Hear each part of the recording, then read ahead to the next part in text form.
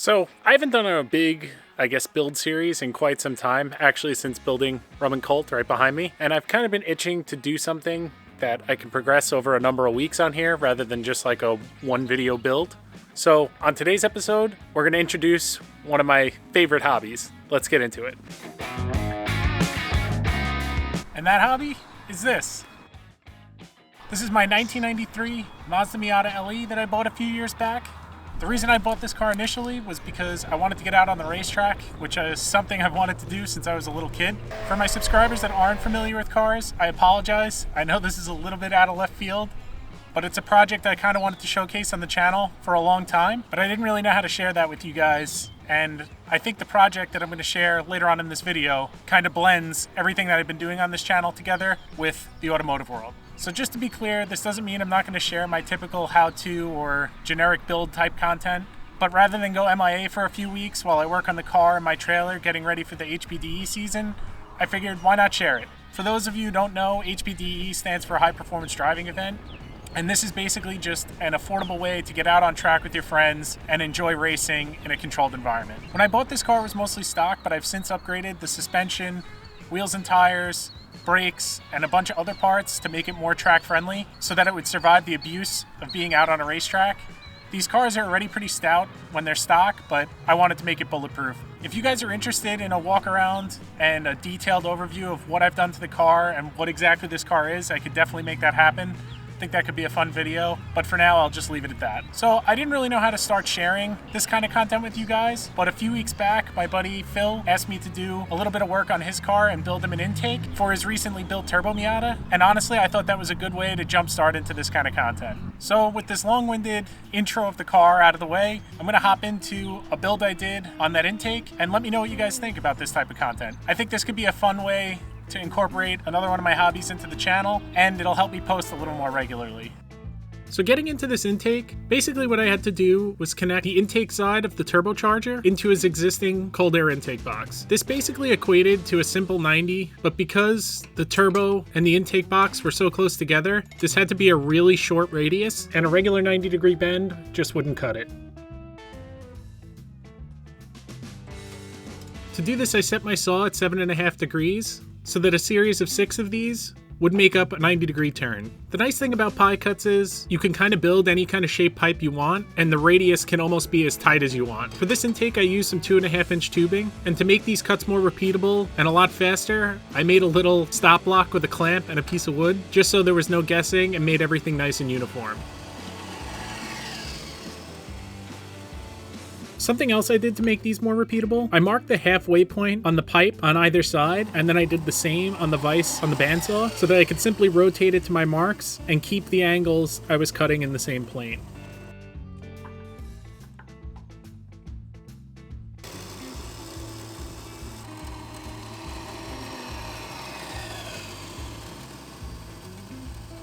While we wait for the saw to cut these out, I want to remind you guys that if you're enjoying this video, please hit that like button and make sure to subscribe.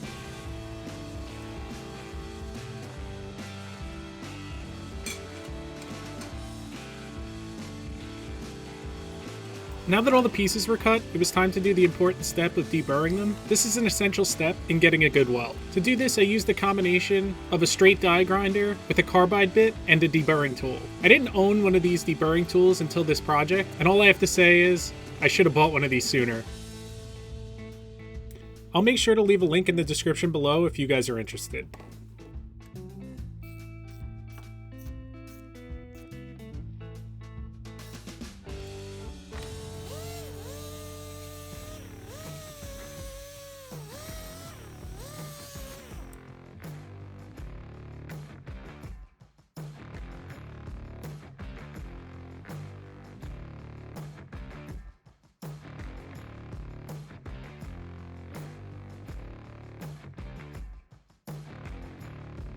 After getting all those burrs removed, I quickly sanded the face that I cut with some sandpaper just to clean up some of the saw marks. This is another one of those steps that if you really care about how this looks, will help you achieve a good weld. And trust me, I needed all the help I could get because this is the first time I welded aluminum in a long time.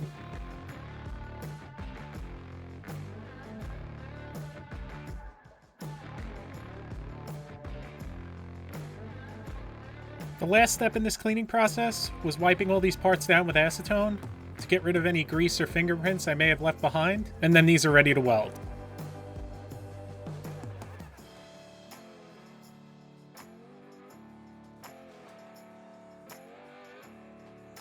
So as you can see, his car is a lot more track oriented than my car. I hope to get to this point one of these days, but little by little, I guess.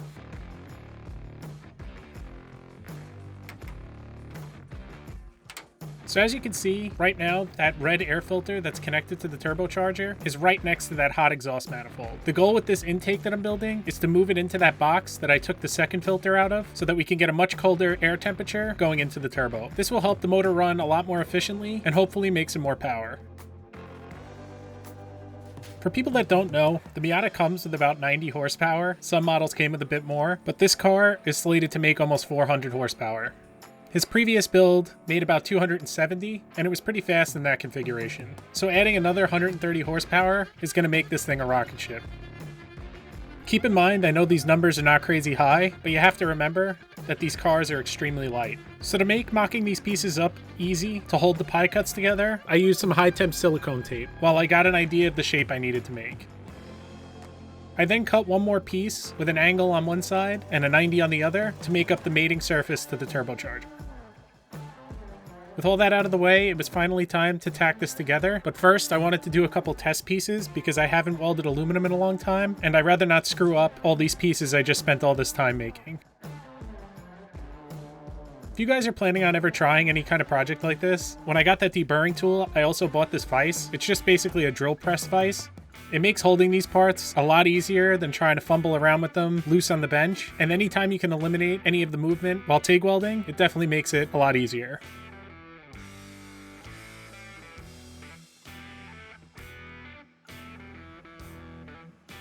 Next, I set the welder to what I thought the settings should be, and I started playing around and testing. I did end up changing some of these settings as I went along, depending on how hot or cool the piece would get. This isn't entirely necessary. You can set it hot and then just use your foot to modulate the heat, but it definitely makes it easier if the settings are at least close.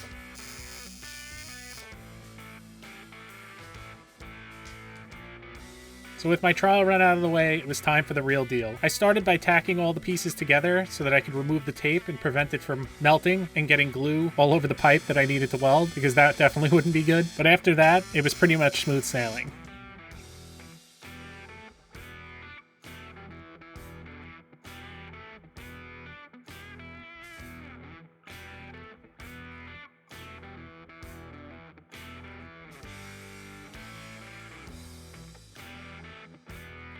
So after several feet of welding, I think this came out pretty nice. Once it cooled, I cleaned it up with some Scotch-Brite and test fitted on the car with the silicone couplings. I noticed that one of these couplings was going to be a bit too long, and I had to trim it down.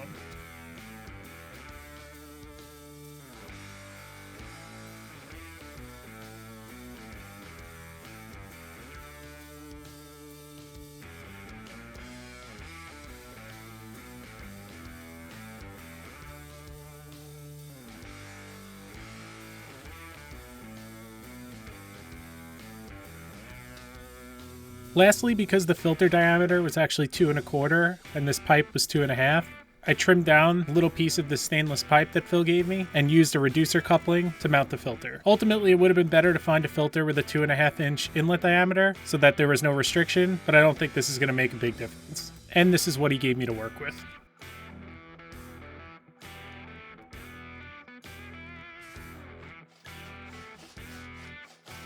After all the test fitting, I added a simple welded AN bung to connect the breather from the valve cover into that intake. This isn't a fully necessary step, but this is how Phil wanted it.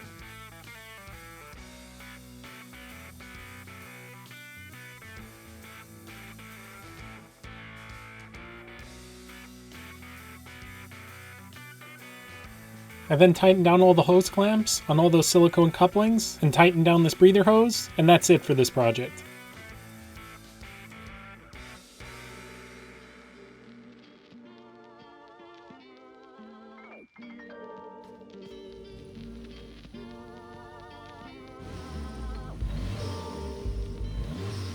So that's a wrap for this video. I hope you guys enjoyed this kind of content. As always, please remember to like and subscribe, and I'll see you on the next one.